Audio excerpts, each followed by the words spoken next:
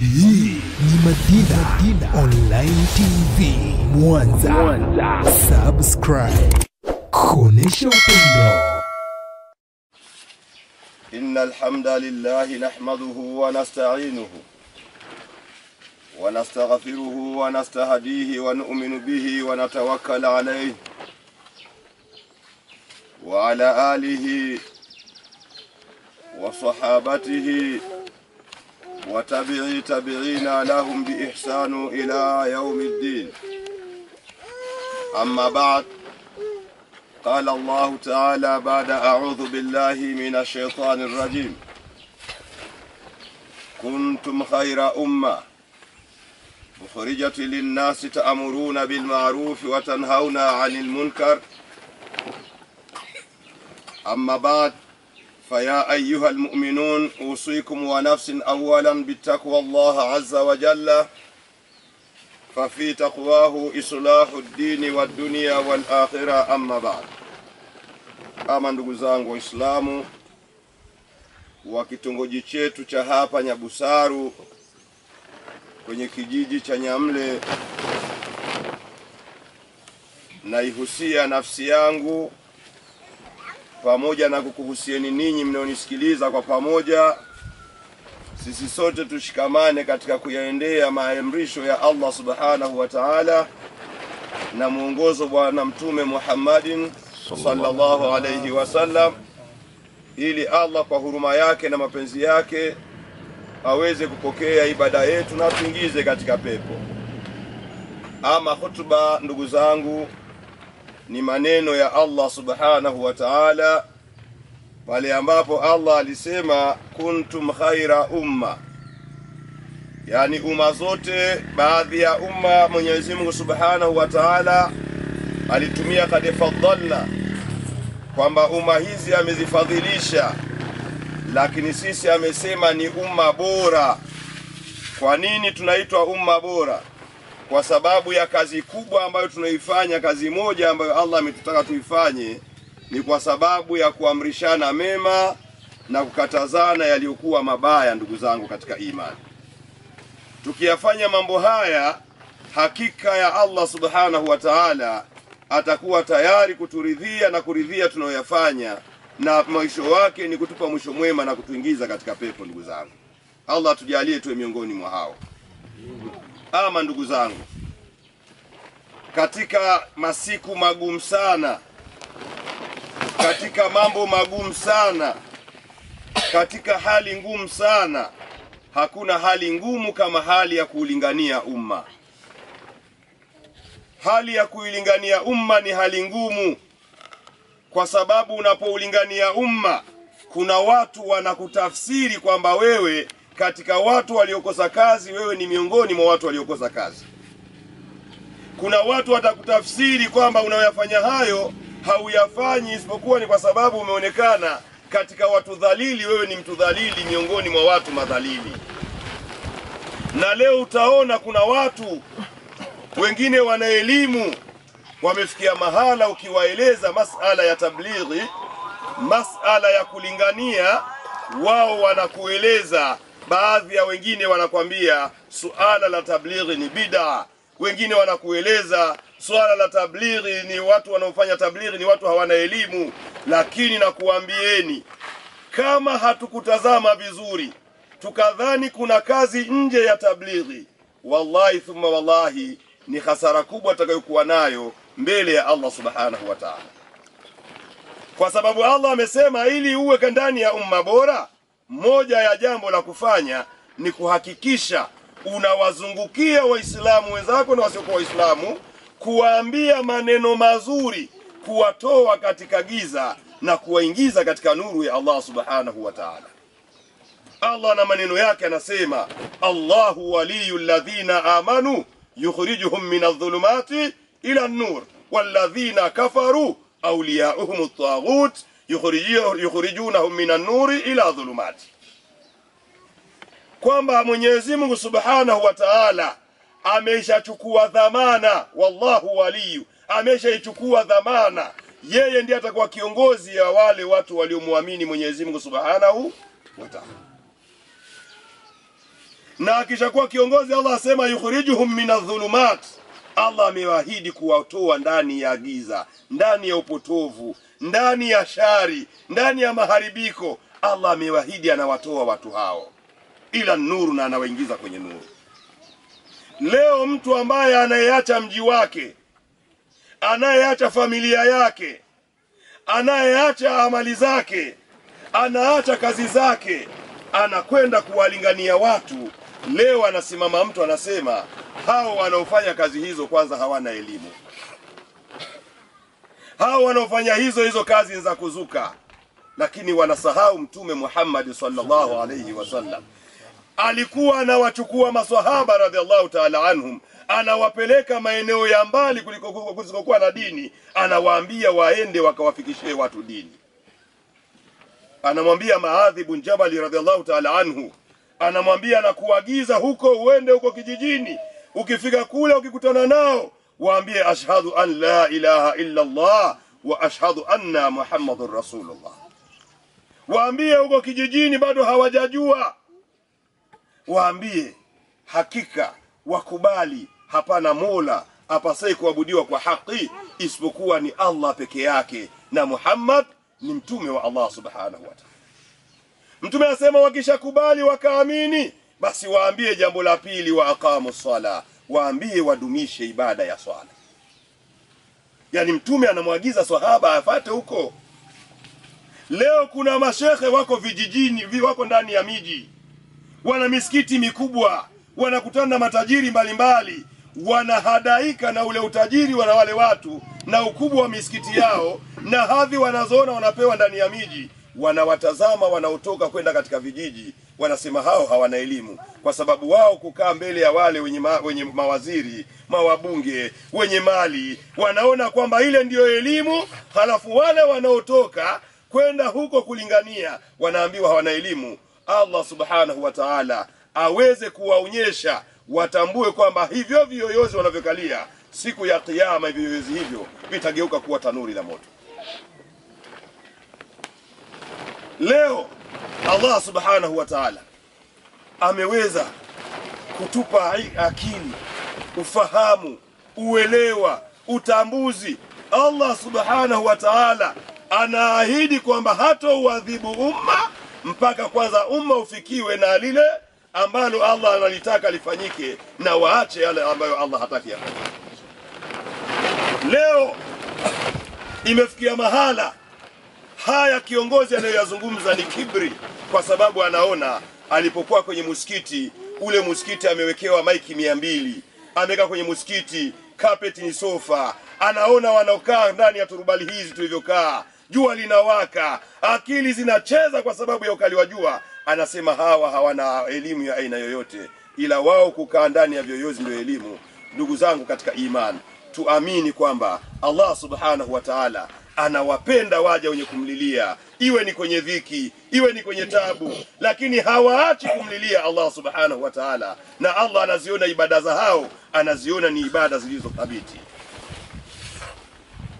Mtume sallallahu alayhi wasallam akiwaambia maswahaba radhiallahu ta'ala anhu, anawaambia la yunajia ahada minkum amala, asifike mahala akadhani kuna mtu kwamba matendo anayoyafanya yanaweza kuwa ndiyo sababu ya yeye kumuingiza katika pepo. Wale maswahaba wakati wanaambiwa na Mtume sallallahu alaihi wasallam, Mtume sallallahu alaihi wasallam, wale maswahaba wanamuuliza wala anta ya Rasulullah, hata wewe Mtume? Maana wewe Allah amesema ghafara Allahu laka ma taqaddama min dhanbika wa ma ta'akhara. Allah hata kama angekuwepo makosa ya mwanzo ulioyatanguliza Allah ameshasamehe, na hata kama angekuwepo baada ya kuwepo Allah amesamehe. Wala anta, hata wewe kwamba unatuambia hauwezi kutegemea amali.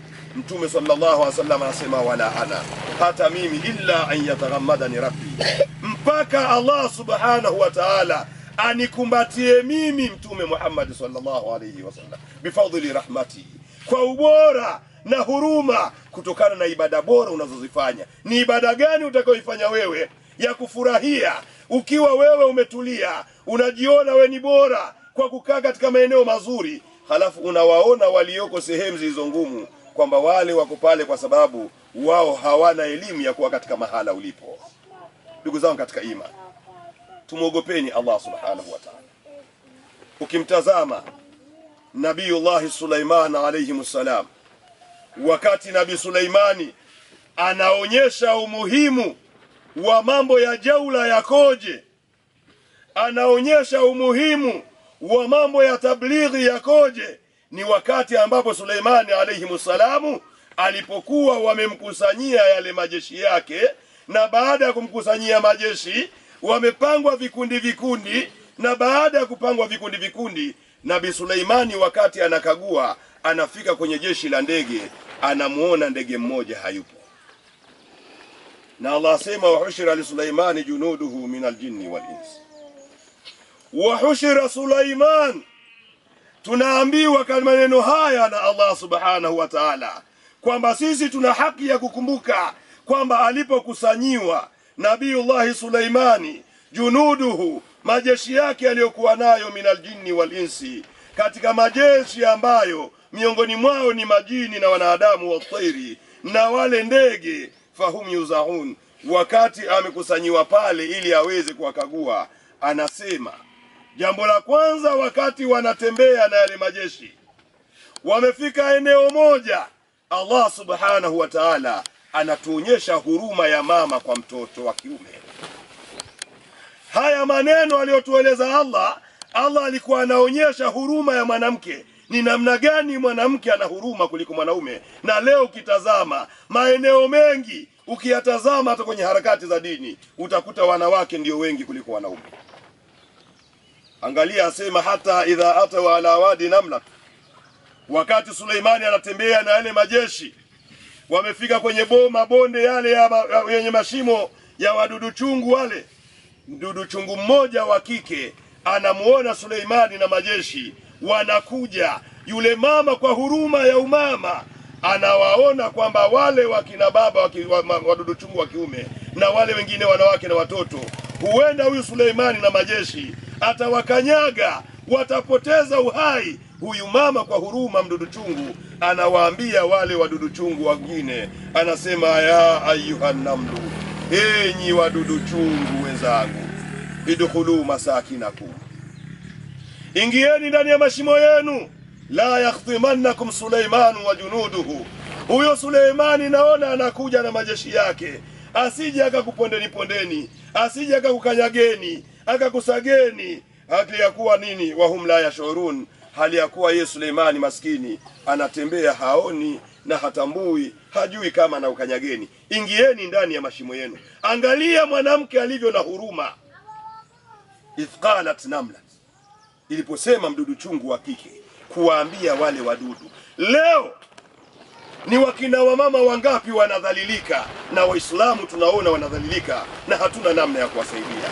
Wajane wangapi wakina mama leo wanaharibikiwa, lakini leo hakuna Muislamu anayejua thamani ya mjane. Halafu akikaa kwenye vioyozi, akikaa kwenye mimbari kubwa, akikaa kwenye maiki nyingi, anasema hao walioko huko vijijini na wale wanaowapata huko, wao hawana elimu, ndio maana wameweza kutoka hapa wanakwenda huko. Tunamuomba Allah subhanahu wa ta'ala atuhurumie sisi, awahurumie na hao ambao wanaamini kuifanya kazi ya dawa ni watu kukosa elimu, badala ya kuamini kazi ya dawa ni kazi kubwa ambayo anaitaka Allah subhanahu wa ta'ala.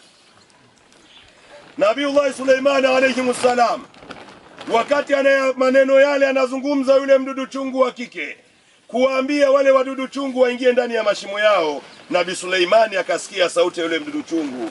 Asema nini Allah subhanahu wa ta'ala? Allah asema fatabasama dhahika min qawliha, asema fatabasama dhahika, akatabasamu, akacheka. Anasema taajaba, akastaajabu Suleimani.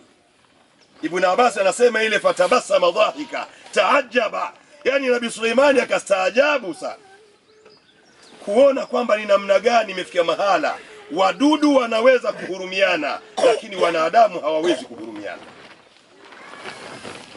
Leo haiwezekani watu wanaswali kwenye turubali, jua linawaka, mvua hii ikinyesha watu wanakaa kwenye tope, Lakini bado kuna watu hali hii wanapoiona, badala ya kuingia imani wakaingia hofu, wanasema hao walioko huko hawana elimu yoyote ya kufanya. Allah subhanahu wa ta'ala asema, innamal mu'minuna alladhina idha dhukira Allahu wajilat qulubuhum. Asema muumini wa kweli, idha dhukira Allah, akitajwa Allah subhanahu wa ta'ala mbele yao, wajilat qulubuhum, ule moyo unaingia mtikisiko, unaingia hofu. Wa idha tuliyat alaihim ayatu, na wakisomewa maneno yake Allah subhanahu wa ta'ala, zadatuhum imana wa ala rabbihim yatawakkalun, imani inaongezeka na kwa Allah wanarejea.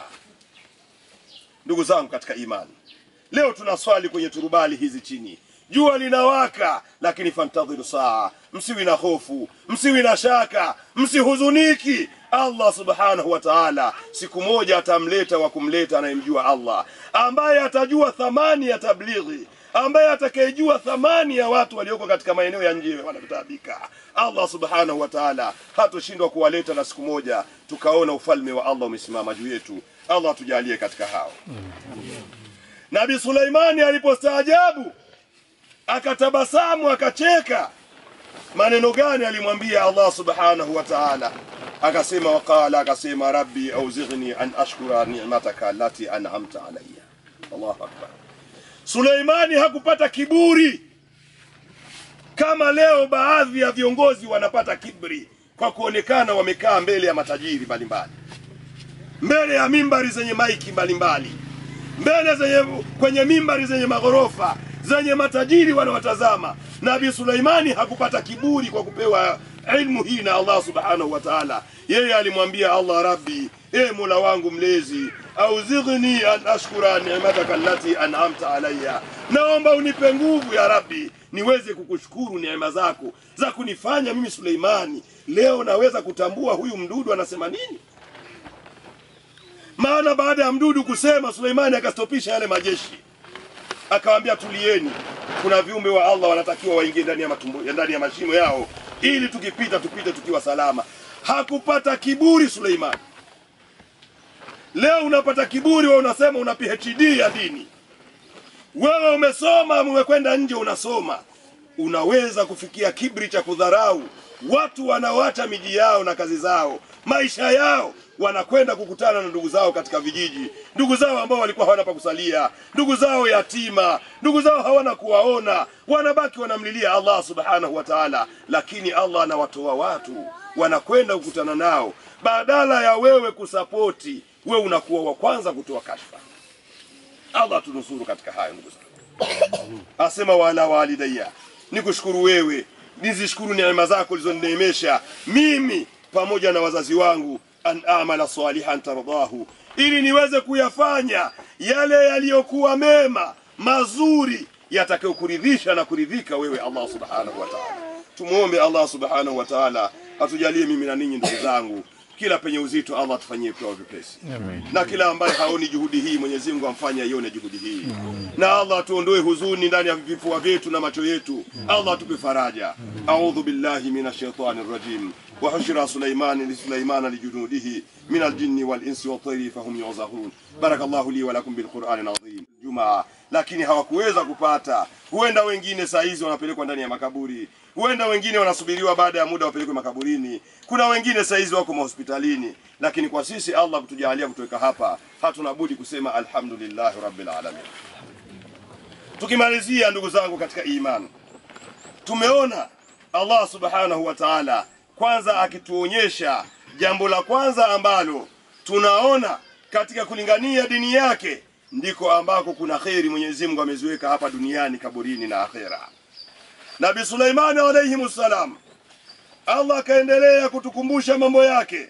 Aliposema maneno hayo, akaendelea akasema, wa adkhilni birahmatika fi ibadika salihin, na kwa sababu ya hii huruma yako Allah, rehema zako Allah, wa adkhilni, pia na kuomba Allah uniingize mimi, birahmatika, kwa huruma yako, anasema fi ibadika salihin, katika waja wako wema.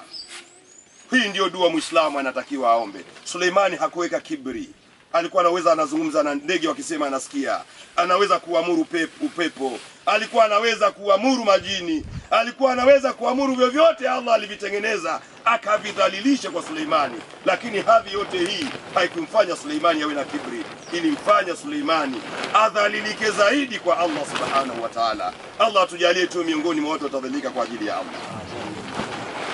Anasema alipokuwa anaendelea kukagua, asema Suleiman alayhi salam, watafaqada at-tayr, akafika katika lile kundi la wale ndege. Alipofika wakati anakagua, akakuta kuna ndege mmoja hayupo.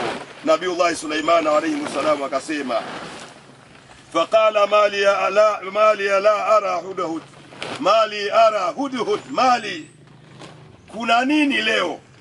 Kuna jambo gani leo? Mbona huyu ndege mmoja ambaye ni hudhud mimi simuoni? Kuna jambo gani limeingia leo? Akasema Nabiullah Suleiman, amkana min alghaibin, kwa sababu anamuona yule Suleiman, yule hudhud ameondoka, hayuko katika grupu la wale kundi. Anasema sasa Nabiullah Suleiman alayhi salam, kama huyo ndege kutoroka kwake akirudi, Nabi Suleiman alayhi salam akasema, la uadhibannahu adhaban shadid, nitamwadhibu adhabu kali sana, au la adhbahannahu, au nitamchinja, au la yatiani bisultanin mubin, au aje na hoja zilizo hoja sahihi za wazi. Hakuishia tu nitamwadhibu, hekima.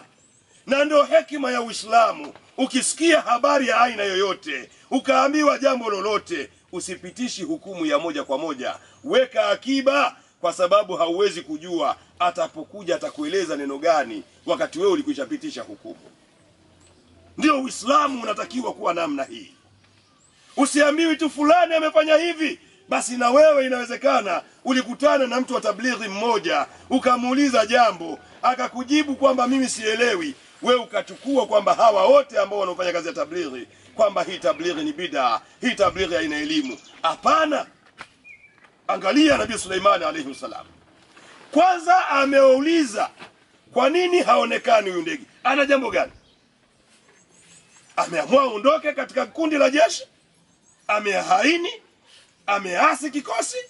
Sasa anasema nikimshika akija huyo ndege huyo, mambo mawili makubwa Nabii Suleimani anayazungumza mbele ya wale wajeshi wake.